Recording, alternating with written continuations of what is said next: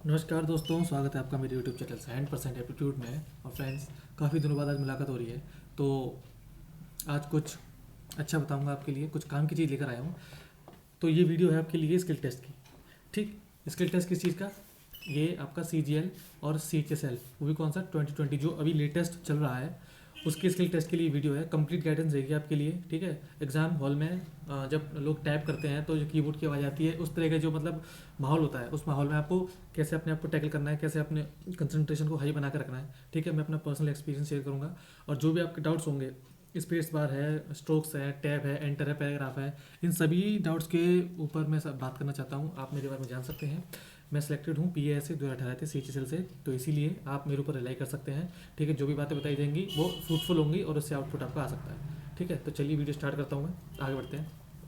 अगर आप इस वीडियो को पहली बार देख रहे हैं और अभी तक आप हमारे चैनल से नहीं जुड़े हैं, तो ये सबसे पहले तो ये मेरा टेलीग्राम ग्रुप है, जिसमें कट ऑफ्स एंड DV के नाम से ये टेलीग्राम है। आप इसको ज्वाइन कर सकते हैं। साथ ही जब आपको ये वीडियो अच्छी लगे, फ्रूटफुल लगे और आपको कुछ बेनिफिट हो, तब आप इसको लाइक करके, शेयर करके चैनल को सब्सक्राइब कर सकते हैं। ठीक, ये और चलिए अभी फ़िलहाल इतना ही, मैं आगे बढ़ता हूँ।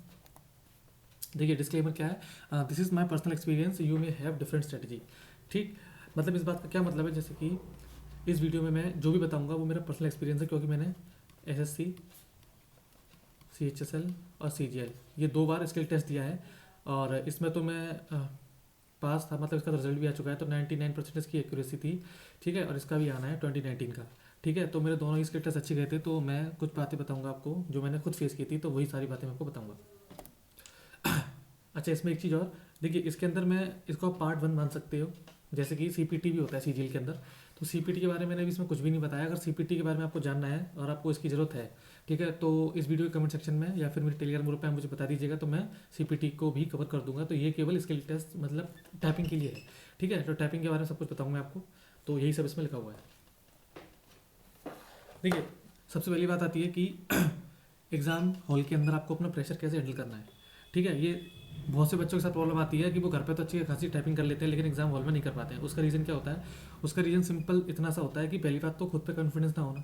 ठीक है, और चलो ये भी यकीन कर लिए, खुद पे कॉन्फिडेंस भी गेन कर लिया, उसके बाद चीज़ें क्या आती हैं कि जब हॉल में आप बैठे होते हो, तो मान लो एक लैब के अंदर 50 से 100 करीब बच्चे हैं। तो जब 50 बच्चे टाइप करते हैं तो उनकी कीबोर्ड का साउंड आता है, तो उनकी कीबोर्ड के साउंड से आप डिस्ट्रैक्ट हो जाते हो और आपको ऐसा लगता है कि बगल वाला टाइप कर रहा है ज़्यादा तेज और मैं टाइप नहीं कर पा रहा हूँ। तो सबसे बड़ा डिस्ट्रैक्शन तो ये है। तो इसको अवॉइड करने के लिए आप क्या कर सकते हो कि आप घर पे ही जब आप प्रैक्टिस कर रहे हो कीबोर्ड पे, अपने घर पर मूक टेस्ट के फॉर्म में प्रैक्टिस कर रहे हो, तो आप अपने ईयरफोन्स लगा के, कीबोर्ड का एक साउंड आता है यूट्यूब पे अवेलेबल मिल जाएगा आपको, तो उसको ईयरफोन्स में अटैच करके आप अपने कान में अटैच करके, तो उसे सुन के आप अपना मुक टेस्ट दे सकते हो, जिससे आपको थोड़ा सा हैबिट बनेगी आपको कान को और आपके ब्रेन को, जिससे वो अडॉप्ट कर लेगा स्टार्टिंग में ही। और फिर आप जब एग्जामिनेशन हॉल में जाओगे तो इतनी प्रॉब्लम आपको नहीं फेस करनी पड़ेगी।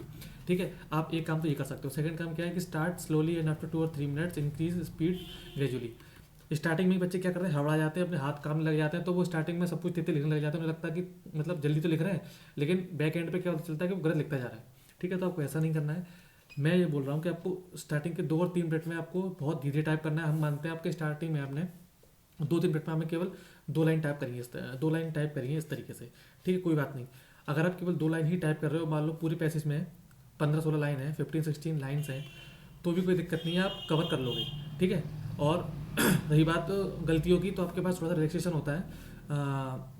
7% तक आप अगर एरर करते हो CHSL के अंदर, ठीक है, CHSL और CGL दोनों के अंदर, तो आपको थोड़ा सा रिलैक्सेशन रहता है, फ्लेक्सिबिलिटी रहती है। तो ये तो बाद की बात है, लेकिन फिर भी मैं आपको बता रहा हूँ कि स्टार्टिंग में आपको टाइप बहुत धीरे धीरे स्टार्ट करना है, जिससे कि आपकी थोड़ी उंगली सेट हो जाती है और आप उस जो माहौल होता है वहाँ के प्रति आप अडॉप्ट कर लेते हो उस सिचुएशन को, और आपका ब्रेन भी उस सिचुएशन को अडॉप्ट करना चालू कर देता है। तो आपकी स्पीड धीरे धीरे ऑटोमेटिकली बढ़ जाती है। ये मेरा खुद का पर्सनल एक्सपीरियंस है। अगर आप स्टार्टिंग में धीरे धीरे स्टार्ट करोगे तो आगे तेज कर लोगे। अगर इसका वैसा वर्षा, अगर आपने स्टार्टिंग में तेज कर दिया तो आप एंड में लड़ोग जाओगे, कुछ नहीं कर पाओगे।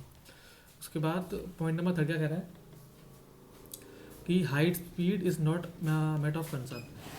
बच्चे क्या करते हैं कि अपनी हाई स्पीड पर ध्यान देते हैं, जबकि ऐसा नहीं है। अगर आप स्टार्टिंग में, मैंने पहले बता दिया कि 2 और 3 मिनट्स, अगर 2-3 मिनट आप धीरे टाइप करना चालू करोगे तो एक्यूरेसी मेंटेन रहेगी। एक्यूरेसी मेंटेन होने से आपको कॉन्फिडेंस गेन होगा। जैसे आपका कॉन्फिडेंस गेन होगा तो आपका ब्रेन सिग्नल देता है कि सब कुछ सही चल रहा है, तो आप धीरे धीरे स्पीड अपनी ऑटोमेटिकली बढ़ जाती है, आपको बढ़ाने की जरूरत नहीं पड़ेगी। ठीक है, तो पहले ट्राई करो कि आपकी अपनी एक्यूरेसी पर फोकस रखो। तो मैंने फोर्थ पॉइंट में ये लिखा हुआ है कि accuracy is the main concern, so focus should be on this. Accuracy पर फोकस होना चाहिए। अभी जैसे कि आपको पता है कि अभी CHSL में और CGL में अराउंड, अगर स्किल टेस्ट की बात करें तो मेरे हिसाब से कम 3.5 मंथ्स हैं दोनों बाकी, अभी ऐसा लग रहा है मुझे, कम से कम इतने तो हैं, 3 महीने तो आपके पास हैं मोटे मोटे।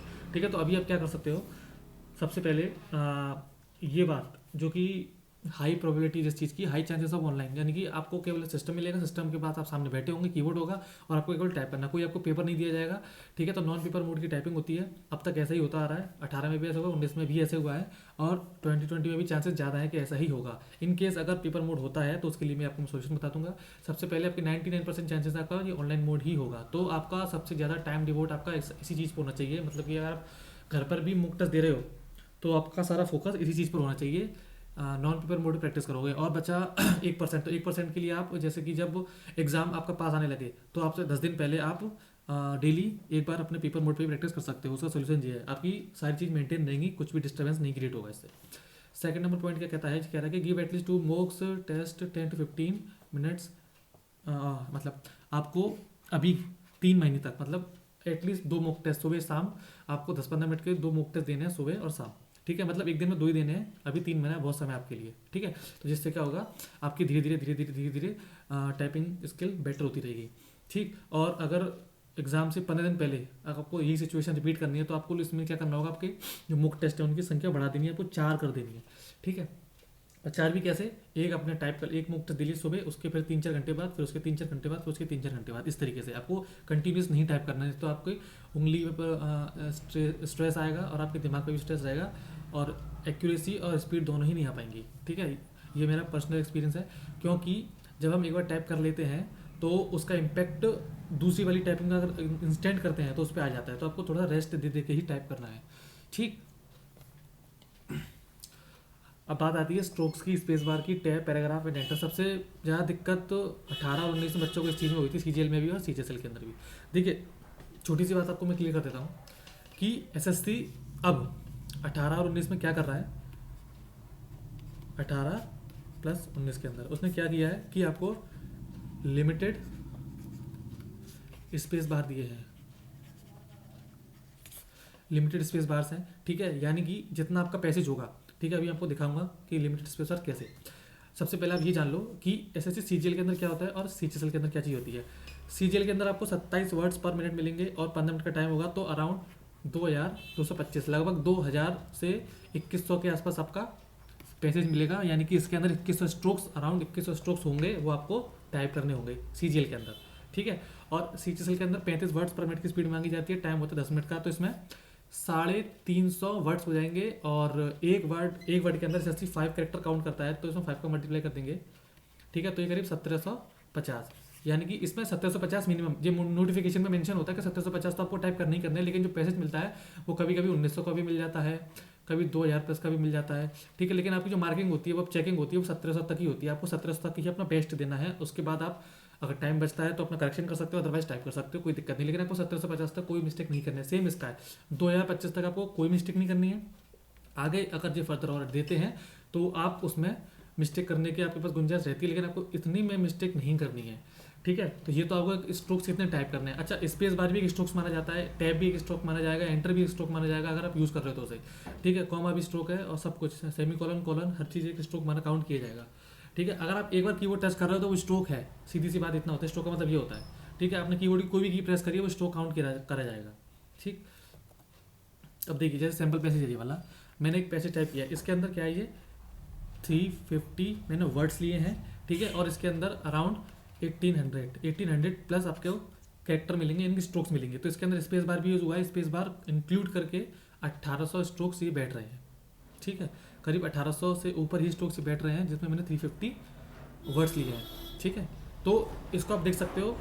और हाँ, एक चीज़ और, अगर आपको ऐसा लगता है कि जो स्क्रीन चल रही है, एक चीज़ और बताऊँगा मैं आपको अभी, सही से यहाँ बताता हूँ। जैसे देखिए, ये है इस तरीके से आपकी ये स्क्रीन स्प्लिट होगी 2 पार्ट्स में। जो ऊपर वाला पार्ट है इसमें आपको जो मैटर है इसमें आपको मैटर मिलेगा, ठीक है, जो हमको टाइप करना है, ठीक है, मैटर होगा। हो सकता है मैटर इस तरीके का हो, ठीक है। और दूसरी मतलब ये आपकी सपोज करो यहाँ तक आपकी 10 लाइन खत्म हो गई, जो लास्ट की 4-5 लाइन है वो यहाँ से स्टार्ट हो रही है, सपोज करो, ठीक है, इस तरीके से। तो आपको ऐसा लग सकता है कि यहाँ पे मुझे टैब देना है और यहाँ पे मुझे एंटर देना है, ठीक है। तो ऐसा नहीं है, आपको सिर्फ कंटिन्यूस ही टाइप करना है। एसएससी ने अभी तक का मेरा एक्सपीरियंस है, अभी तक के जो मुझे देखा है उसमें कोई भी पैसेज ऐसा नहीं दिया जिसमें आपको एंटर और टैब का यूज़ करना पड़े। हमको कंटिन्यूसली टाइप करना पड़ता है। आप देखने पे आपको लग सकता है, आपका विजुअलाइजेशन, आपका इल्यूजन हो सकता है, आपका विजुअलाइजेशन ऐसा हो सकता है कि आपको लगे कि इसमें एंटर और टैब का यूज़ करना है, लेकिन ऐसा नहीं है। आपको टैब और एंटर यूज़ करने की कोई जरूरत नहीं है, सिंपल आपको टाइप करना है। स्पेशल करेक्टर भी बहुत ना के बराबर आते हैं, एक दो गलती से आ जाए तो आ जाए, और पंक्चुएशन भी कोई ज़्यादा हैवी होती नहीं है, सिंपल कॉमा इन्वर्टेड कॉमा आते हैं, बहुत कम आते हैं, ठीक है। तो इस तरीके से होता है, ठीक।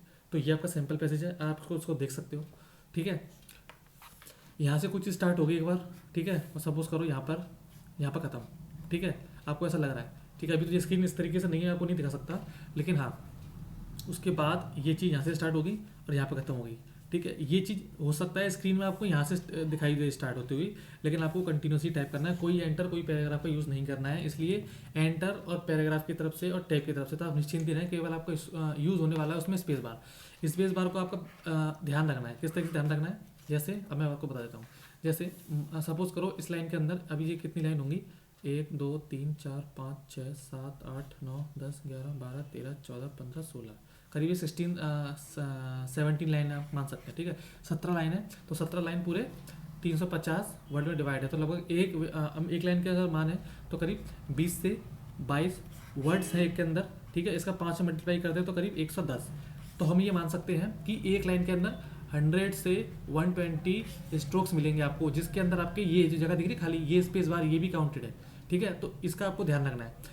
ये नहीं कि आपने यहाँ पर एक स्पेस बार की जरूरत है, आपने 2 दे दिए। अगर आपने यहाँ पर 2 दे दिए तो स्टार्टिंग में फिर एंड में क्या होगा आपको, जैसे आपको यहाँ पे लेजी लिख दिया, ठीक है, और आपका एक स्पेस बार आपने यहाँ पे एक्स्ट्रा प्रेस कर दिया है इस जगह पे, यहाँ पर आपने एक स्पेस बार एक्स्ट्रा प्रेस कर दिया, तो आपको क्या करना होगा, यहाँ पे आपको क्या करना पड़ेगा, फिर ये लेजी के बाद आप जे स्पेस बार है ना, इसको आप नहीं दे पाओगे, फिर आपको डॉग एकदम चुपका के लिखना पड़ेगा, जिसकी वजह से आपके ये भी एरर में आ जाएगा, ये भी एरर में आ जाएगा। हाफ मिस्टेक और फुल मिस्टेक क्या होती है, ये मैंने आपकी प्रीवियस वीडियो बता रखा है, चैनल पे अपलोड है, आप देख सकते हो। अगर आप चाहते हो दोबारा बताऊँ तो मैं दोबारा बता दूंगा, ठीक है। तो इस चीज़ का आपको ध्यान रखना है, जिसकी वजह से बच्चों को क्या लगता है कि हमारा कीबोर्ड एंड टाइम में काम करना बंद हो गया, लेकिन ऐसा नहीं होता है। आपको स्पेस बार का ध्यान रखना होता है। एसएससी हर बार इसके टेस्ट से पहले नोटिस निकालती है, जिसको आपको ध्यान से पढ़ना है। उसमें यही बताया जाता है कि आपको स्पेस बार लिमिटेड ही दिए जाएंगे, जितना आपका मैटर है उतने ही स्पेस बार दिए जाएंगे, तो स्पेस बार का आपको प्रिसाइसली यूज़ करना है, ठीक है। तो गाइस इस वीडियो में आपके साथ इतना ही रखूँगा। आई होप सारे पॉइंट्स मैंने अच्छे से क्लियर करे हैं और आपको भी सारी बातें मेरी समझ में आ गई हो। अगर फिर भी कोई डाउट रहता है तो कमेंट सेक्शन में बता दीजिएगा, मैं स्पेशल उस पर वीडियो बना दूंगा पर्टिकुलर किसी पॉइंट पे, या फिर उधर वहीं पर क्लियर कर दूंगा। तो जाते जाते मैं आपसे फिर कहना चाहता हूँ कि वीडियो अच्छी लगे, एफर्ट्स अच्छी लगे तो टेलीग्राम मेरा एक ग्रुप है, इसे ज्वाइन कर लीजिए किसी भी फर्दर डाउट्स के लिए, और चैनल से जुड़ जाइए जिससे कि सारे लेटेस्ट नोटिफिकेशन आपको मिल जाए। नोटिफिकेशन बेल को ऑन कर लीजिए, ठीक है। तो चलता हूँ, तब तक के लिए मिलेंगे फिर नेक्स्ट वीडियो में, तब तक के लिए टाटा बाय बाय, धन्यवाद। Session dismissed.